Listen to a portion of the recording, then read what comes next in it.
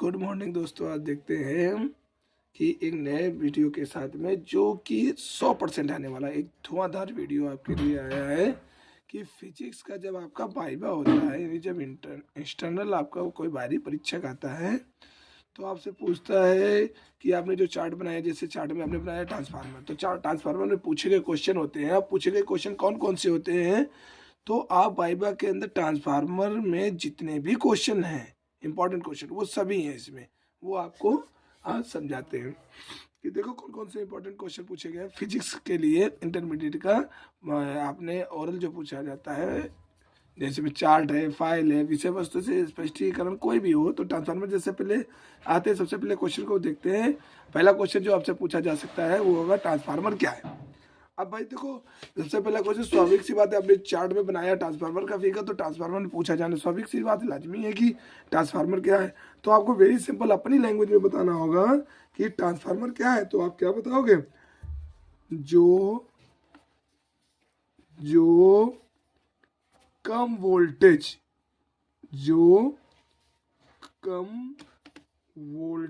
को ज्यादा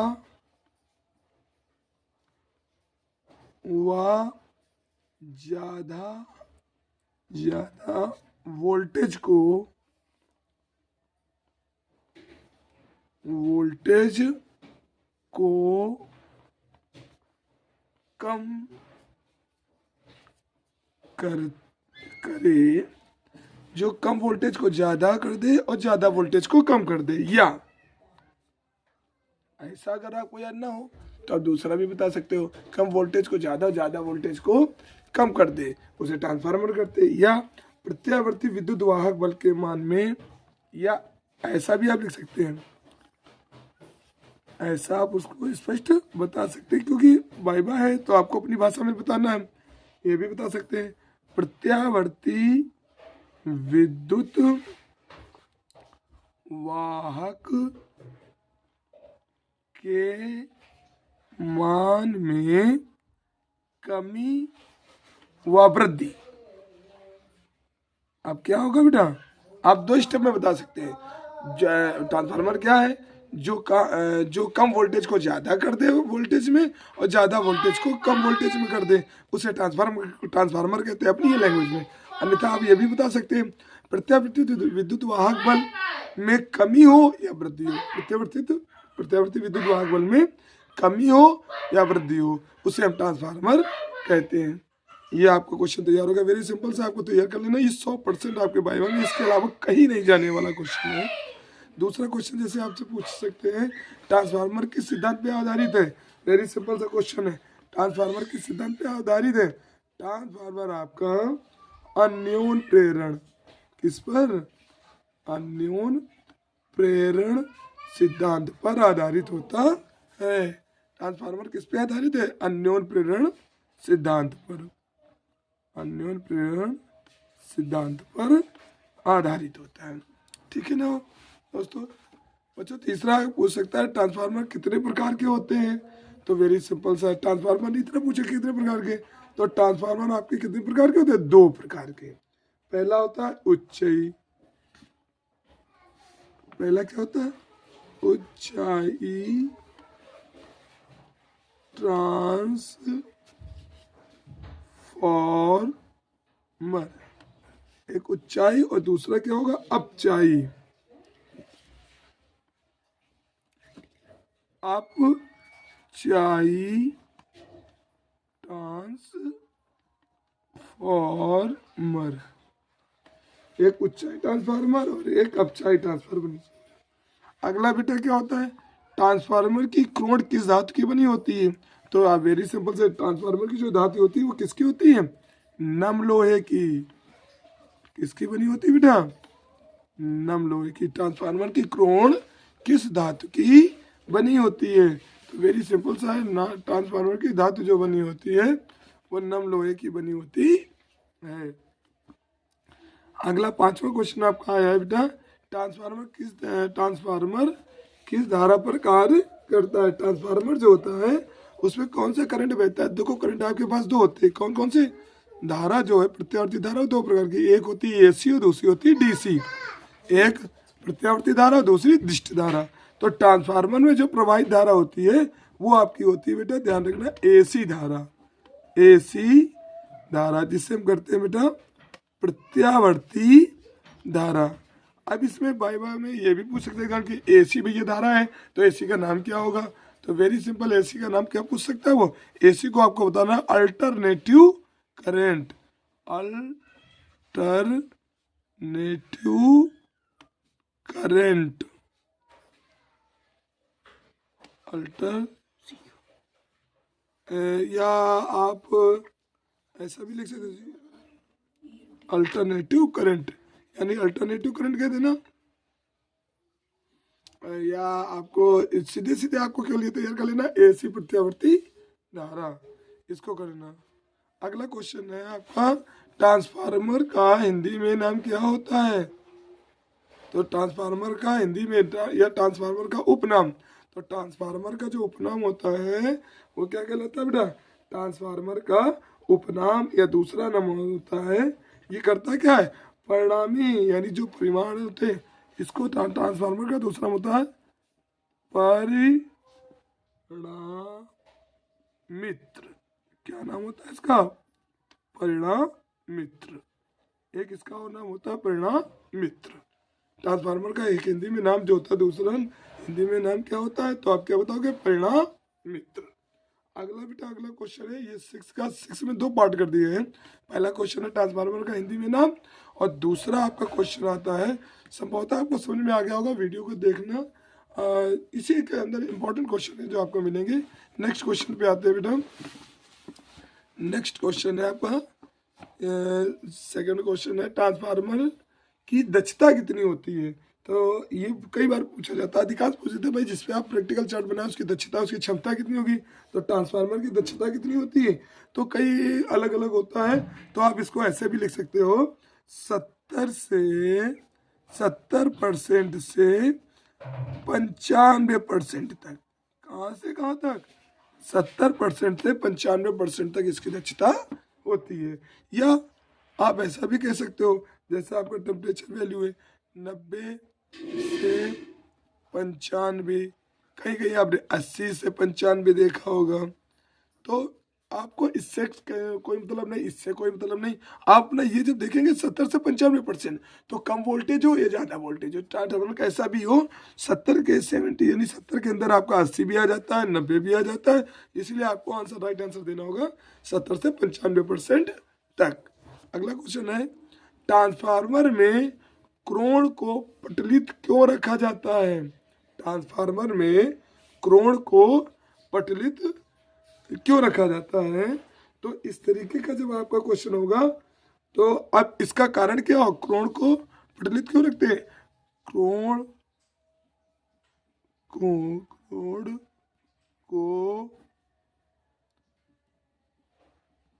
पटलित रखने का कारण क्या होता है, या कारण क्या होता है, प्रतिरोध को कम करने। इसका कारण क्या है, इससे होता क्या है, इससे होता है प्रतिरोध को कम करने के लिए। इसलिए बेटा प्रतिरोध को कम करने के लिए, जब प्रतिरोध को कम करना होगा तब ये ट्रांसफार्मर को कोण पटलिता को रखते हैं। तो आंसर क्या हुआ आपका, वेरी सिंपल सा, आपको क्या बताओगे, प्रतिरोध को कम करने के लिए इसका प्रयोग किया जाता है। अगला क्वेश्चन है, ट्रांसफार्मर में भ्रमण धारा से क्या हानियां होती हैं। अब ट्रांसफार्मर से भ्रमण धारा में क्या हानियां है, वेरी सिंपल सा है, आपको पढ़ा भी होगा आपने कि ट्रांसफार्मर भ्रमण धाराओं में क्या क्या कमी है। ट्रांसफार्मर, पहला तो एक ही आपको शॉर्टकट में उदाहरण की, ट्रांसफार्मर से भ्रमण धारा में किसकी कमी होती है, ऊर्जा की। किसकी कमी होती है भैया, ऊर्जा की। अब ऊर्जा भी आपकी 3 प्रकार की है। ऊर्जा किन किन कमियों को दर्शाता है, ये भी पूछ सकता है भाई। आप बताओगे कि ऊर्जा में कमी होती है, तो ऊर्जा में कौन कौन सी ऊर्जा में कमी होती है, कौन कौन से भाग हैं। तो आपको इस तरीके से बताना होगा कि पहला भाग, दूसरा भाग, तो पहला भाग क्या हो गया इसका, और तीसरा भाग। 3 भागों में पहला भाग होगा बेटा तांबे की हानि सबसे पहले किसकी होती है बेटा? तांबे की हानि। सबसे पहला क्वेश्चन आपको तुरंत बताना कि ऊर्जा में हानि होती है, जिसका कारण होता है पहला तांबे की हानि। दूसरा होता है बेटा, दूसरा होता है आपका बेटा भंवर धाराओं में हानि। भंवर धाराओं में हानि। दूसरा क्या हो गया बेटा? भंवर धाराओं में हानि।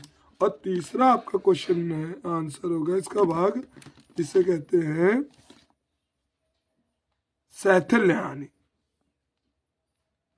शैथिल्य हानि।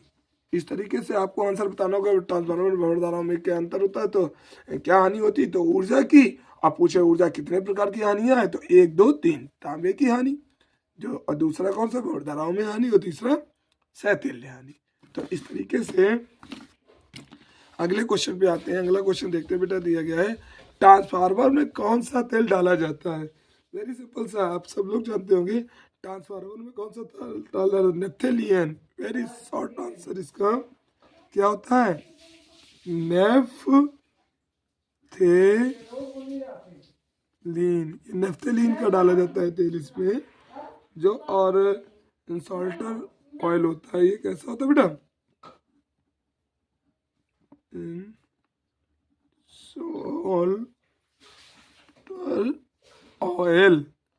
इसको एक और उपनाम, एक नाम से और जानते हैं इसको आप। अगर आपको ये बाई चांस भूल जाए तो आप इसको ये भी लिख सकते हैं पेट्रोलियम। क्या लिख सकते हैं आप, पेट्रोलियम तेल। अब आपके ऊपर चॉइस है आपको क्या तैयार करना है, कि चाहे नेफ्थेलिन लिख देना और चाहे बता देना, चाहे पेट्रोलियम तेल बता देना। दोनों ही इसके आंसर हैं। और अगला है ट्रांसफार्मर। अगला क्वेश्चन पे चलते हैं बेटा, ट्रांसफार्मर में तेल क्यों डाला जाता है। वेरी सिंपल, ट्रांसफार्मर में तेल क्यों डाला जाएगा। अरे भाई कोई चीज़ किसी में क्यों डाली जाती है, तो जिससे उसकी शीतलता, अगर हीट पकड़ रहा हो तो उसकी शीतलता कम हो सके। तो क्या लिखोगे बेटा, ट्रांसफार्मर में तेल क्यों डाला जाता है। तो इसका राइट आंसर आप क्या बताओगे, राइट आंसर होगा शीतलन प्रदान करने के लिए। क्या प्रदान करने, शीतलन प्रदान करने के लिए। शीतलन प्रदान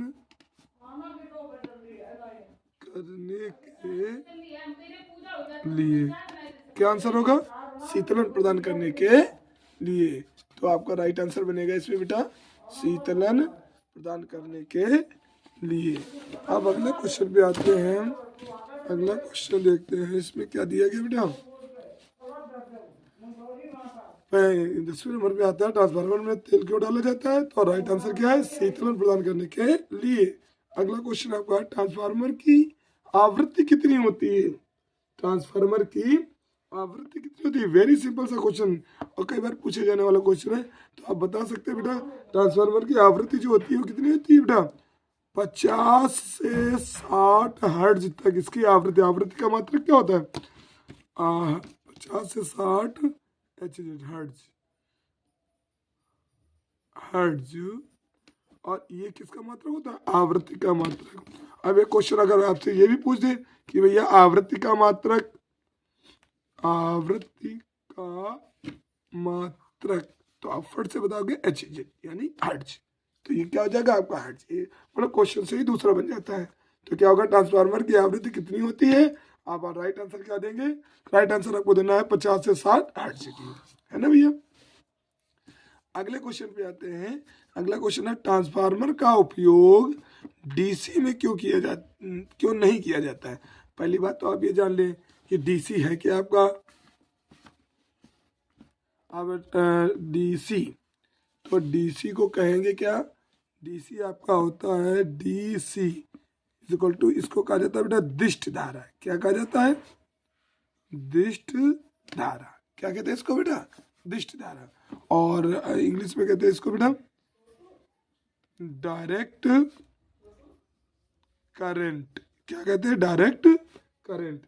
अब डीसी इसमें क्यों प्रोवाइड करते हैं भैया, इसका कारण ये होता है कि समय के साथ परिमाण बराबर रहता है, जिस कारण इसमें धारा, दिष्ट धारा का प्रयोग नहीं करते। उच्च को उच्च धारा जब होती है तो इसमें इसका प्रयोग नहीं किया जा सकता, ट्रांसफार्मर में इसको नहीं लगा सकते हैं। अर्थात आपका क्या होगा बेटा, डीसी धारा का प्रयोग क्यों नहीं करते हैं, क्योंकि इसका मान क्या हो जाता है, इसमें दिया हुआ जो मान होता है, ऐसे समझ लीजिए आपके समय के साथ साथ परिमाण बराबर रहता है। इसमें क्या लिखते हैं बेटा, समय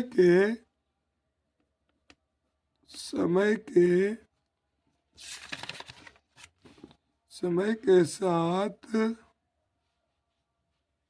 क्या हो जाएगा, परिमाण, जो परिमाण होता है समय के साथ परिमाण बराबर रहता है। क्या हो गया, समय के साथ इसका परिमाण बराबर रहता है, इसी कारण ट्रांसफार्मर में इसका प्रयोग, डीसी का प्रयोग नहीं करते हैं, क्योंकि समय के साथ कन्वर्ट होता रहता है यानी। और इसका कारण क्या है कि उच्च धारा को का कम प्रयोग नहीं किया जाता है, यानी उच्च धारा का, देखो समय के साथ धारा उच्च होगी, तो जैसे उच्च होगी तो समय के साथ जैसे जैसे परिमाण परिवर्तित रहता है, तो आपका राइट आंसर क्या हो जाएगा, बस आपको इतना तैयार करना है। डीसी डिस्ट धारा, अब इसका कारण क्या है, इसका प्रयोग क्यों नहीं करते, समय के साथ परिमाण बराबर रहता है, जिस कारण हमें ट्रांसफार्मर में डीसी का प्रयोग नहीं करते हैं। वेरी सिंपल सा क्वेश्चन है आपका। अगला अगला क्वेश्चन है आपका, अगला क्वेश्चन दिया गया है, अगला क्वेश्चन है ऊंचाई ट्रांसफार्मर में प्राथमिक कुंडली की तुलना में द्वितीय कुंडली में क्या अंतर होता है। देखो दोनों का डिफरेंट क्या है, प्राथमिक ऊंचाई ट्रांसफार्मर में प्राथमिक कुंडली की तुलना में, यानी पहली कुंडली। अब आपको तो पहले तो हम ये बता दें कि प्राथमिक कुंडली होती क्या है, प्राथमिक कुंडली पी माने प्राइमरी नंबर ऑफ कुंडली, तो जो प्राथमिक कुंडली होती है, यानी इसको हम सीधा से क्या कहते हैं, ऐसा भी कह सकते हैं एनपी, पी से प्राइमरी, एस से सेकेंडरी। तो प्राथमिक कुंडली जो एनपी होती है, कुंडली की तुलना में द्वितीय कुंडली, और द्वितीय कुंडली आपका दिया गया बेटा, द्वितीय कुंडली क्या हो गई, द्वितीय कुंडली में फेरों की संख्या, द्वितीयक कुंडली,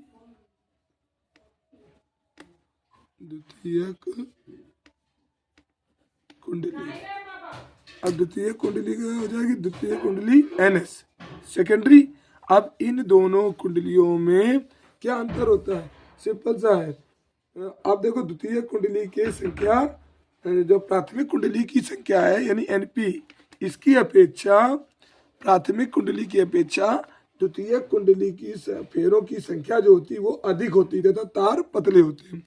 क्या लिखेंगे, एनपी की अपेक्षा, यानी पहला अपेक्षा एनएस में फेरों की संख्या अधिक होती है तथा तार पतले होते हैं।